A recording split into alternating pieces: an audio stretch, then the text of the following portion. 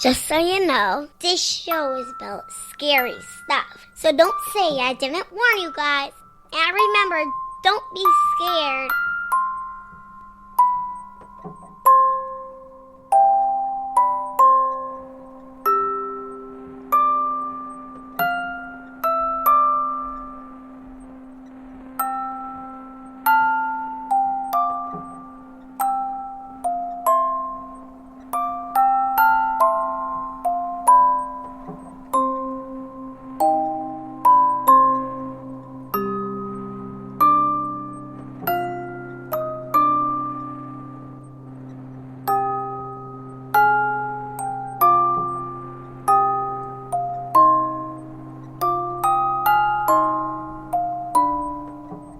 Episode 24.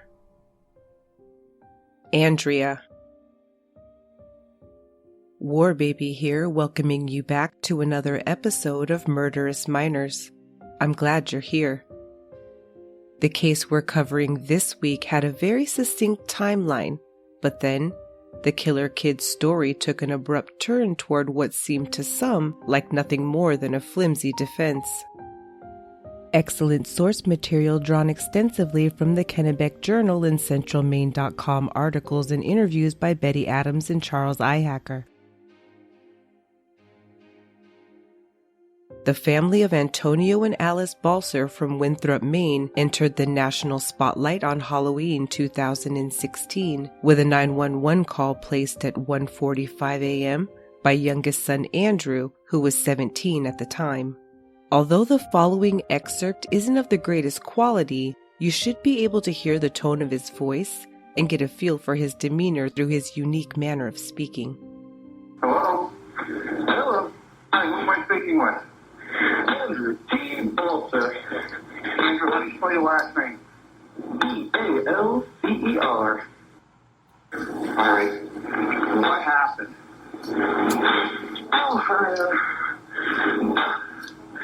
This question would be, I snapped. I took my little K bar there and planted it straight into my mother's back. And then, how old are you now? 17, I think. Okay. And what else happened, Andrew? Well, she's lying on my floor. I mean, that's messy. And my father woke up to her screams. I stabbed the out of him. Stabbed your father and your mother, and you're sure they're dead? Yeah, he ain't breathing. She ain't either. So, yeah, they're dead. Oh, I stabbed the dog too. She was barking. Were you guys arguing? No, we weren't. Okay, were they sleeping? Yeah. Yeah, they were. I woke my mother up. There was something wrong, so she came to lie down in bed with me. So when she went to hurt me, I just put my knife in her back. Okay, how long ago did this happen? 30 minutes or so. And you're sure they're dead? Can we get help to them right now? Yeah, there's no helping them. Are you sure? I need you to listen to me, Andrew. Is there anybody else in the house? Well, my brother was, but that's down the road, I think. No. How old is your brother?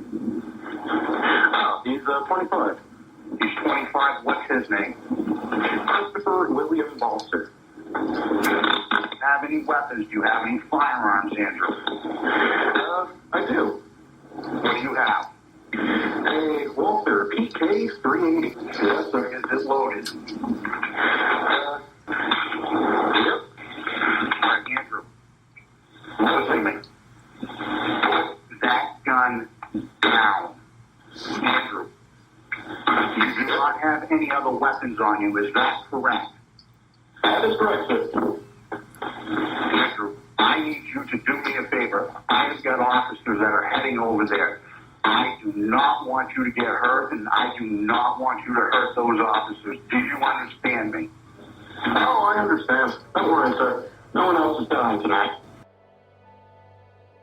So that was Andrew describing how his parents were asleep when he called to his mother, who came into his room to comfort him. Andrew and Alice were sitting on his bed when he plunged a knife into her back as they embraced. On the 911 call, you may hear him refer to the knife by its brand name, K-Bar, known for high-quality hunting, tactical, and sport knives.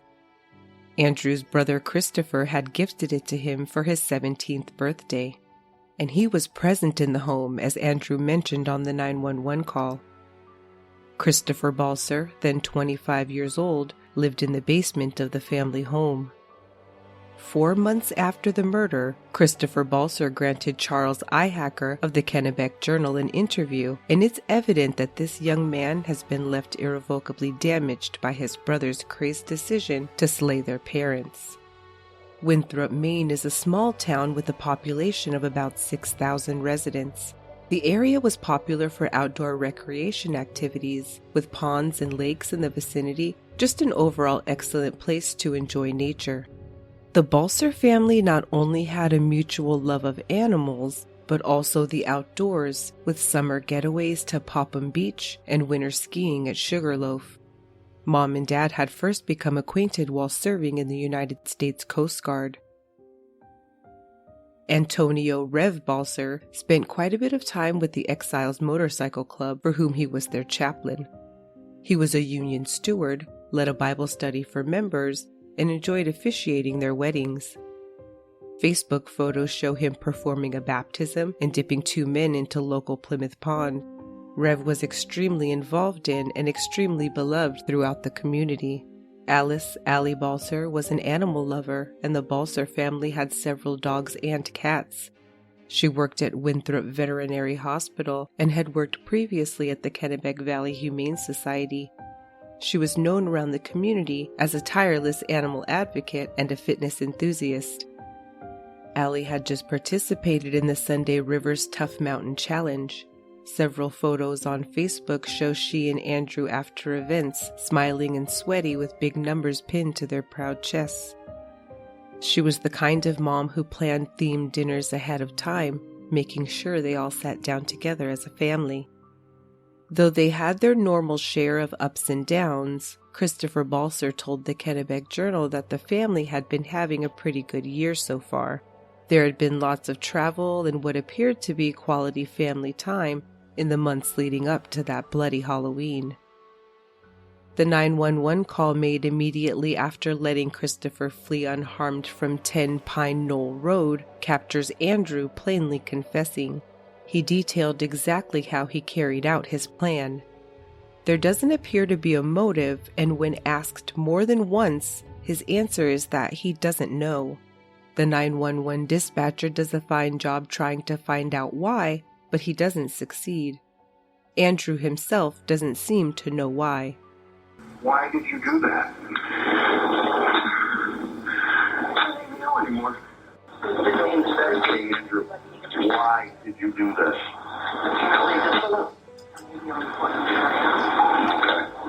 I'm more sure of it. I don't know. I just did it.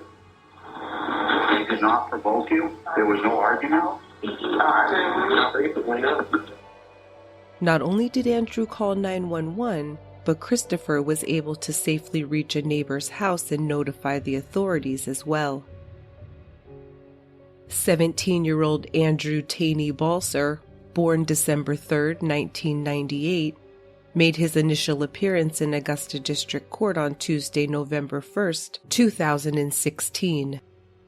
Andrew was ordered to remain in custody, and the next hearing was set for November 16th. The judge ordered a diagnostic psychological examination be performed, which was required as prosecutors were seeking to bind the case over to adult court.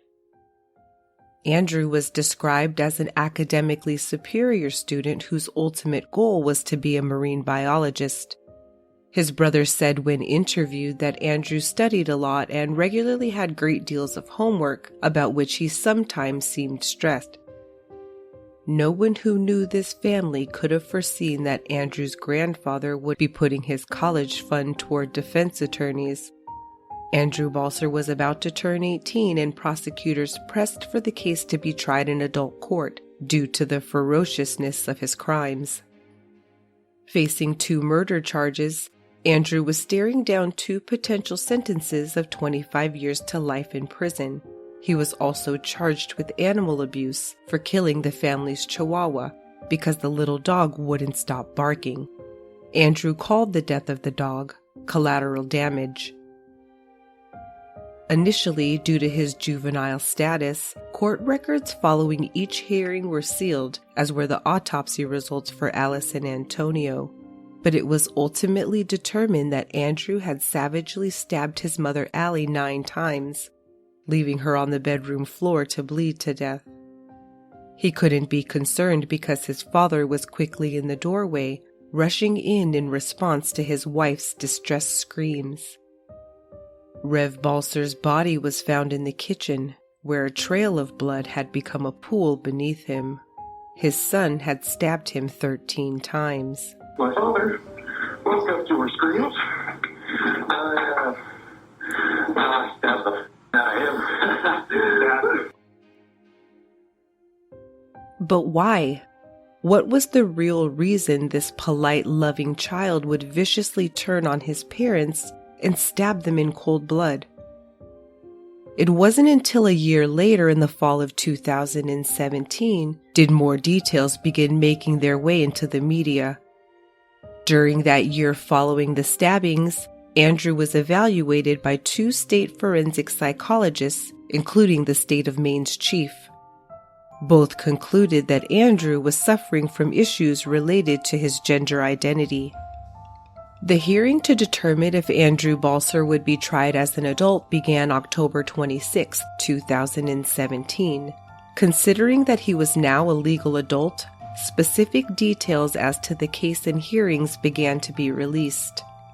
Up until that point, the only information the public had been privy to was that Andrew had called 911 on himself, let his brother escape unharmed, and had admitted to stabbing his parents to death. When the hearing began, current Maine law did not bar trying juveniles as adults for crimes considered heinous enough. If tried as a juvenile, he could have been released in just over 2 years at 21.